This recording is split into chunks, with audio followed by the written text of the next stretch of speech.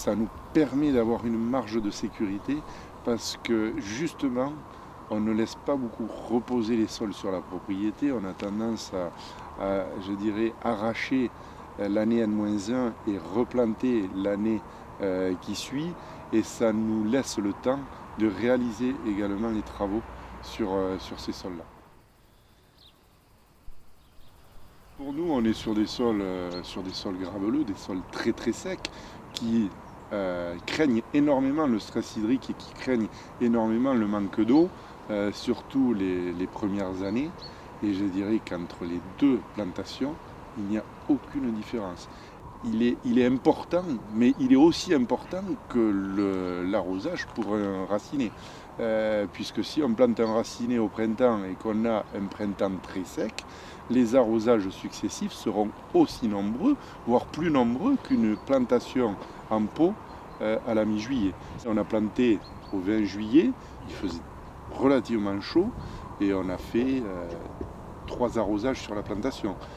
J'ai des collègues qui ont planté au mois de mars, qui ont fait une dizaine d'arrosages. Dans le milieu agricole et dans la viticulture, on a beaucoup d'idées par rapport à de la plantation tardive, par rapport à d'autres choses. Vous voyez des piquets fer derrière moi, vous voyez des préjugés qu'on appelle. Et moi le premier, il y a une quinzaine d'années, je me disais, non, plante en mars, sinon tu vas pas y arriver.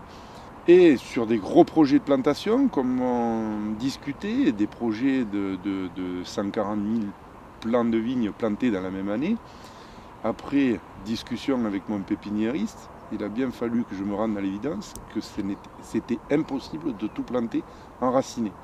On a effectué des plantations tardives et aujourd'hui, quand on regarde la vigne, je défie quiconque de me dire quel plant de vigne a été planté en raciné et quel plant a été planté en pot.